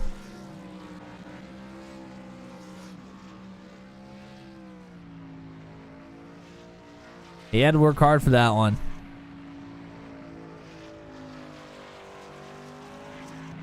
Yes, he did. Some things certainly fell his way here tonight, but once he got up front, he certainly had to work for it. No easy task to beat Nathan Reynolds heads up, and that is exactly what happened here. So as the celebrations subside, we'll go ahead and give you the full finishing rundown here. As Andy Poliski going to take the Polish victory lap around Phoenix, he wins the Turkey Trot, and that was a short-lived Polish victory lap. The motor has gone on the Wichita Falls, Nissan of Wichita Falls, Kansas Ford machine. Nathan Reynolds with another podium. He has taken the points lead out right now. Matt Schlosser again, another podium finish. That's 3 in a row for the rookie. Oz Kanar, Tyler Logan, first career top 5 finishes for both of these gentlemen. Nice job to both of them. Michael Dean, a great run for him. He goes up 7 positions here tonight. Oh, yeah, Tyler Logan, by the way, up 24 spots during this race. Nice job to Tyler. Nice job to Michael Dean in 6th. Great comeback for Brody Gunter, all things considered. He will finish in 7th. Luke Peterson with the top 10 in 8th. Brantley Gainey, best finish of the season for him in 9th. And Steve Roman will hang on to the top 10 there at the end. Good recovery as well for Chad Stearns, who found the wall late. He will finish in 11th. Kyle Dumick, quiet run for him here tonight, but he will finish up 16 spots in 12th. Ryan Dye will finish in 13th. A great recovery effort for him as well. Mark Dillon Jr. will finish in 14th. John Kay in 15th. Cole Maxwell 16th. Ryan Borboom, Will Salamone, Tyler Bergert, and Nathan Palawoto. Late troubles for him. He finishes back in 20th. He has lost the points lead, unfortunately. Garrett Rainey, 21st. Pascal Samar, 22nd. Gary Clark in 23rd. 5 laps down for Austin Holyfield in 24th. 7 laps down for Corey Rutherford in 25th. I believe at DNF for Kenneth Graves here tonight in 26th. Kyle Zittel likewise in 27th. Kevin Sargent 28th. Jan Van Leer was running at the end of this race. He finishes 51 laps down in 30th. Then DNFs for Carson Mitchell and TJ Bartell down in 31st and 32nd. We'll go ahead and bring in your podium finishers here. At least I think we will. Waiting on Matt Schlosser to pop in to the waiting room here for his third place interview. See, he's typing right now. He wanted, his teammate rather, Zach Lockett, wants to give him a shout out when he gets in here. We'll certainly do that as soon as I can find him. I guess while we've got a second, Matt, what do you make of the race here tonight? Yeah, I mean, once we got the green flag runs, I mean, great racing throughout the field. I mean, with the restarts with the dog leg right there in the middle of the pack, it was just it was chaos, no doubt about it. Seemed to be a pretty tricky setup here for the drivers as well, especially off into turn 1. As a couple of the folks in the chat had mentioned, turn 1, big problem in officials, a big problem for the drivers here tonight as well. Well, Matt Schlosser through the chat says, I have a bad cold and no voice. I'm going to have to skip the interview here tonight. But a nice job to him as well. And keep up the good work, and hopefully you'll have your voice back at Talladega, and we can get you back up into booth 200 then. So now we will bring in your second place finisher here. He is the reigning series champion, the Intimidator, Nathan Reynolds. Back on the middle step here tonight. Absolutely stepping it out there, giving it everything you got late in the going to try and catch Andy Poliski. But another podium for you here tonight, and a hard-fought one at that. Nice job. Thanks, guys. I appreciate it. Well, this is another night that proved tricky for a lot of the drivers. But we didn't really leave the mix all night long. Things seem to be a lot easier up front, but how difficult was this track that temperature-wise really didn't evolve too much over the course of the race? It wasn't too bad if you just put forth a few laps of practice. It was slick. It is one of the tougher tracks to drive. I will say that. It's hard to keep the tires underneath it. I about lost it there a time or two on older, slicker tires later on in a run. But, I don't know. I struggle here. I think I have one win here in my whole life, counting officials and everything. It's probably my worst racetrack, if not the worst. Probably I'd put it in the top 3 with a couple others I can think of. So I'm happy with P2. You kind of get out of it what you put in it, and kind of got lucky tonight with some misfortune from others, but we'll take it. Matt, what do you got here? Well, congrats on the P2 here. Kind of some limited green flag runs, although we had a pretty decent one there at the end.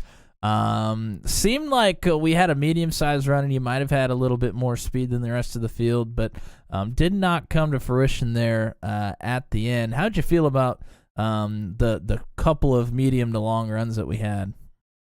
I felt really good. I was definitely the fastest on track whenever we would go anywhere over 20, 25 laps, the couple times we did. But it's so hard to pass, and you take those scenarios where even, just for argument's sake, I say I was the fastest.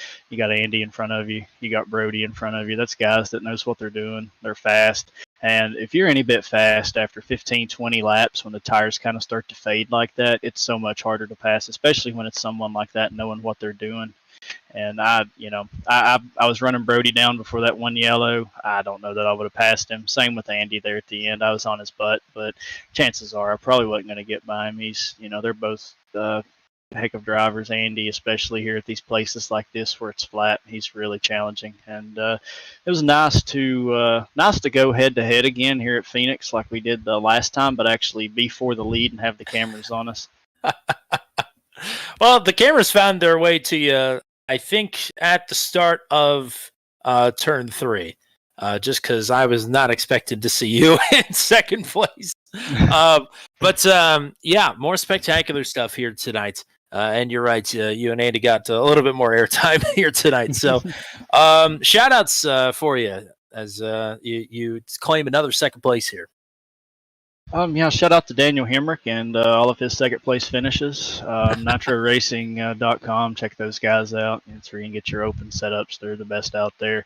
Very helpful. Got a great Discord. Hit those guys up. And be sure to let me know or leave a comment on here or comment on Car Inside and let me know, hey, you got a Nitro setup, and I'll point you in the right direction and show you the Discord, people to talk to and everything. They can be helpful. It's a whole different animal. You got to learn how to drive them. You can jump in them and think, well, this sucks, but you gotta learn to drive it just like anything else. And once you do, you're gonna be amazed at just how fast and how much speed they have.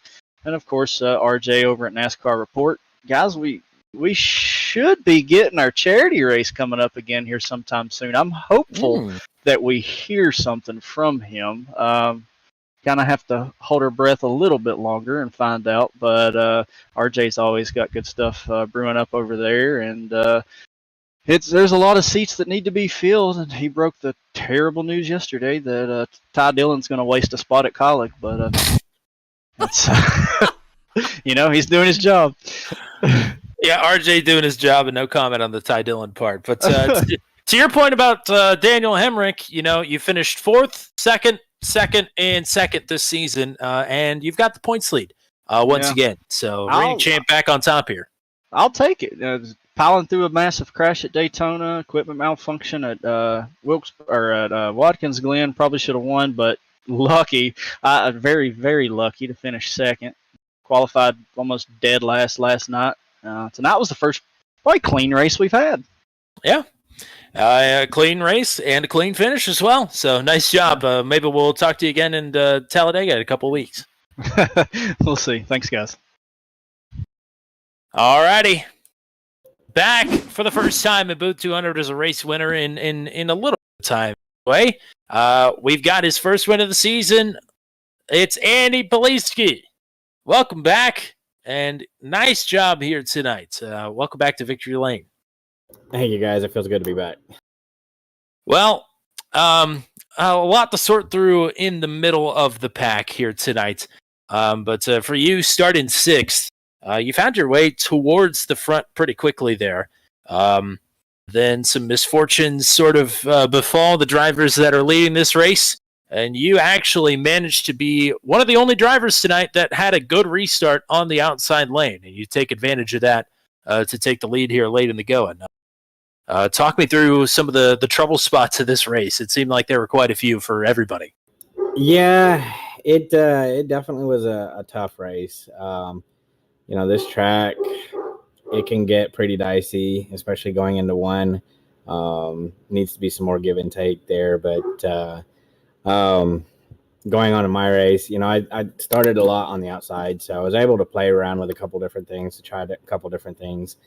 That restart I guessed, and I guessed right. So I kind of raced Nathan a lot. We kind of know each other's tendencies, so I kind of had an idea where he was going to go and just went for it. So it worked out this time. It probably won't work out next time.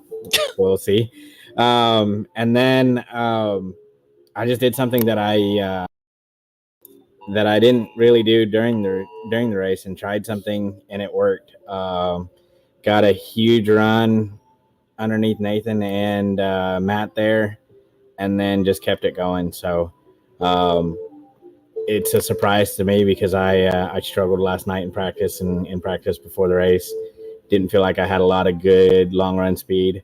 Knew if I could get out in front, clean air would be great, and I always have pretty good short run speed, so it just kind of worked out for me tonight. Matt, what do you got for the race winner? Well, congrats on the race win. Great to finally get you to the top step of the podium again. When Reynolds is trying to track you down there towards the end of the race, are you paying much attention to the lines that he's running, trying to kind of stay in front of him, or are you just kind of doing your own thing out there? A little both. I'm kind of watching what he's doing to a point, and then just really running my own line. I knew they're really close to the end, about 5 to go when he got back to my bumper. I wanted him to the inside, because I knew it was going to be really hard for him to complete that pass. If he was on the inside, I could pinch him down a little bit better. So kind of that point, I started to pay a little bit more attention to him. I was kind of pleased and also disappointed when I saw him get sideways behind me. We were going to put a hell of a battle up for you guys, but wasn't meant to be this time. We'll go on to the next race and do it again. Absolutely. We're looking forward to more of it, as always. I forgot that you won Auto Club last season, so it's only been 5 races since we've had you up here as a race winner. But regardless, it's first of the season, 15th of your career. I know you got people you want to thank and shout out here, so we'll leave it to you. Absolutely. It feels a lot longer than 5 races. But first and foremost, thanks to my family, my wife and my daughter. They support me a lot. My daughter actually came in right as we were taking the checkered flag and was just as happy as I was that we won. So great shout out to them. My sponsor, Nissan Wichita Falls, back on the truck for today. Got a killer paint job for them. Glad to see them back in victory lane. And then you guys in the booth. I watch you guys back every single week. You guys put on a great broadcast, not only in our league, but every other league. And then the league in general. I know it's been a rough couple weeks for us, but we'll get better than this. We'll get into some tracks where we can spread out and have great racing like we're used to. Absolutely. Third race here at Phoenix, and you've got the podium covered now with a first, a second, and a third in all 3 of those races. So nice work here tonight. Go celebrate the win. We'll hopefully talk to you again after Thanksgiving at Talladega. Yep. Looking forward to that race. All righty, partner. I know you as people that were hanging out with us here tonight, and send them off the right way. We see visions of turkey and cranberry dancing in our heads here. Yeah, absolutely. Quite a few people hanging out with us here tonight. Rodney Matney, Paul Ellison, Bismo, which I think is, you'll have to help me on this one. Zach Lockett. Drivers. Yeah, Zach Lockett, that's right. Lindsay G was in the chat as well. Good to see her back, as well as Caitlin McLaughlin. And then Michael Collins, Brian K was cheering on John K, and then Josh Maxwell hopped in the chat as well. Thank you guys for chatting with us here and watching as the race was going on. If there's anybody else that you think might like the content here, please point them in our direction and maybe they'll subscribe. We're headed towards 500, which is a big number for us. We would appreciate any help we could get to get there. Yeah, we've got some big races coming up here, especially the month of December. It is going to be banger after banger after banger. At least that's how it's looking anyway. The Turn 200 Championship race is on Saturday, December 9th. There will be some preliminary action on Friday the 8th, the night before it. But drivers, if you are not in our Discord server, you might want to join and check out where you rank amongst your competitors and see if you are locked in to the show. That is a free-to-enter money race. But again, 30 spots will be guaranteed locked in based on your finishing positions and successes across all Turn 200 broadcasted competition for the year 2023. There will be other opportunities to race your way in if you are not locked into the show. But again, if you don't know where you stand, join our Discord server. The link is in the description below, and we'll be giving you some other goodies like our company, because that's definitely worth something to somebody if you join the Discord server. And that also goes to non-drivers as well. If you want to keep up with us throughout everything that's going on here in the sim world and in the real world, come join our Discord server and hang out with us. Appreciate everybody that was coming to hang out with us here tonight. Thank you all very much. Next opportunity to hang out with us on the stream here is Thursday. We have the Maximum Velocity Racing League from the Monster Mile at Dover for their penultimate round of their championship. And then next Sunday, we are at the Chicago Street Course for the Top Split official Strength of Field race for the Porsche Mission R Challenge. And then we are off pretty much all of next week until the next PMR race at Detroit Belle Isle the week after, or the Sunday after Thanksgiving, that is. Venom Truck Series will be back in action in 2 weeks, I guess. Yeah, at Talladega. So Dega is next up. If you think we saw a lot of chaos and carnage here tonight, just wait until Dega rolls around, and we'll be back on for more after we all clear the turkey out of our systems. But that is all we've got here tonight. Thank you to everybody who came out and hang out with us. And thank you to everybody with the Venom Truck Series. Thanks to the GOAT, the one and only Cactus Jack Matt Williamson. Until we meet again, I'm Tommy Cook, saying so long from virtual Phoenix Raceway, where Andy Poliski has claimed career victory number 15. Have a good night, everybody.